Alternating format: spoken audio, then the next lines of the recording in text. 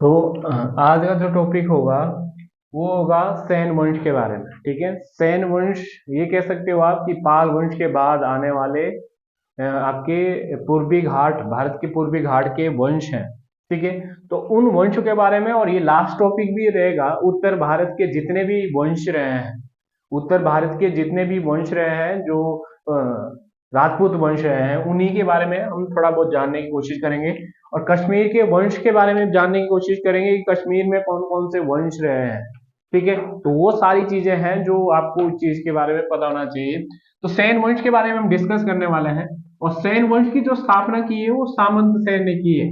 ठीक है, सामंत सेन ने की है, तो वो भी आपको पता होना चाहिए किस वंश ने कौन सी स्थापना की है।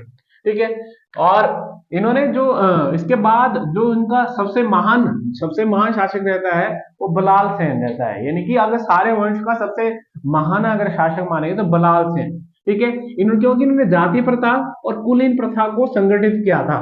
ठीक है, तो और उसी ने दान सागर और अद्भुत सागर, ये आपका इससे खगोल विज्ञान से संबंधित किताब है, खगोल विज्ञान। ठीक है, बट इन्होंने ये पूरी नहीं लिखी है, आगे लक्ष्मण सेन ने इसको पूरा किया था।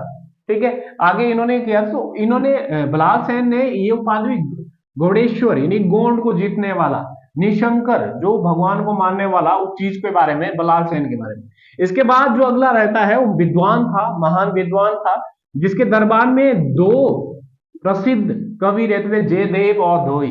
अब इसके आगे जो लिखा है ये इसकी किताबें हैं, ये इसकी किताब है। ठीक है, तो गीत गोविंद बहुत इंपॉर्टेंट है, आपने याद रखना है, इसमें से क्वेश्चन आता है यानी कि गीत गोविंद किसकी किताब है। तो ये कुछ छोटा सा टॉपिक है जो सैन वंश के बारे में, दो तीन शासक आपको पता होना चाहिए कि कौन कौन से सैन वंश है। ठीक है, तो उसके बाद अगला जो बहुत इंपॉर्टेंट है क्वेश्चन आता है। अब इसका जो स्रोत है ये आपने याद रखना, इसका जो स्रोत है वो कल्हण की राजतरंगिणी है, कल्हण की राजतरंगिणी। कल्हड़ की जो राजतरंगी किताब है 8 तरंगों में बटी हुई है। 8 तरंगों में क्या क्या वर्णन किया गया है? कश्मीर के 3 वंशों के बारे में। ठीक है, कश्मीर के 3 वंशों के बारे में डिस्कस किया गया है। इसको बहुत सारे लोगों ने भी इसको जॉन राज ने इसका ट्रांसलेट किया, पहले कल्हड़ ने लिखी, फिर जॉन राज ने लिखी है ये किताब। ठीक है, तो कल्हड़ की राजतरंगी में राजाओं के बारे में जिनमें वर्णन है। तो ये जितने भी वंश में आपको डिस्कस करने वाला हूं या राजा, ये किस में है?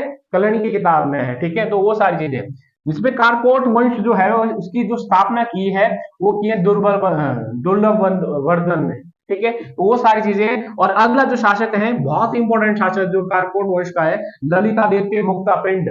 ठीक है, और इस वंश का सबसे महान शासक था जिसने कश्मीर में सूर्य मंदिर, ये मार्तंड मंदिर सूर्य मंदिर है। ठीक है, सूर्य मंदिर है जो आपको पता होना चाहिए, कश्मीर में मार्तंड मंदिर किसने बनाया? ललितादित्य मुक्ता पिंड ने।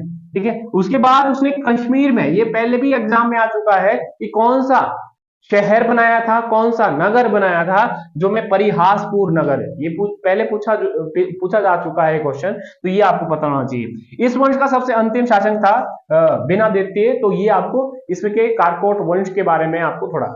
दूसरा जो वंश रहा, पहला मैंने आपको डिस्कस कर दिया, वो है उत्पल वंश।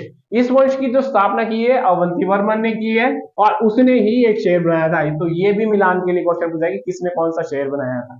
तो ये अब आपको, इसके दरबार में बहुत व्यक्ति, एक इंपॉर्टेंट व्यक्ति रहता था, कवि रहता आनंद वर्धन, तो आपको थोड़ा बहुत इसके बारे में पता होना कि उत्पल की स्थापना किसने की और इसने क्या शहर, इट्स नॉर्मल। उसके बाद लास्ट वंश जो रहा है वो लोहार वंश रहा है। लोहार वंश की स्थापना किसने की? संग्राम सिंह ने की, और इसका एक राजा था हर्ष, जिसको कश्मीर का नीरो कहा जाता था, यानी कि ये बहुत राक्षस टाइप का था, ठीक है, प्रजा में अच्छा नहीं था, तो इसको कश्मीर का क्या कहा जाता है? नीरो कहा जाता है। इसे क्या कहा जाता है? कश्मीर का नीरो। तो ये अभी आपको पता होना चाहिए कि चीज इसमें क्या क्या वर्णन है। उसके बाद इस वंश का जो अंतिम शासक था वो था जय सिंह।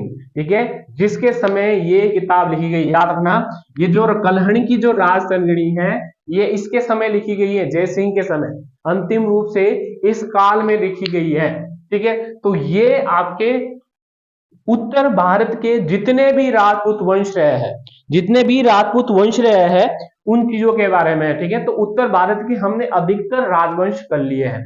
जो आने वाले टाइम में जो हम करने वाले हैं वो दक्षिण भारत के राजवंश, जो कि एंशियंट का लास्ट टॉपिक भी होगा। और जितने भी वहां पे 4-5 वंश आपको मिलेंगे साउथ इंडिया में, राजपूत वंश, उन चीजों के बारे में हम पढ़ने वाले हैं। ठीक है, तो ये आपके उत्तर भारत के जितने भी राजपूत काल था उस समय जो भी वंश थे उस चीज के बारे में आपको मैंने बता दिया। ठीक है, तो आज के लिए आपके लिए इतना ही होगा।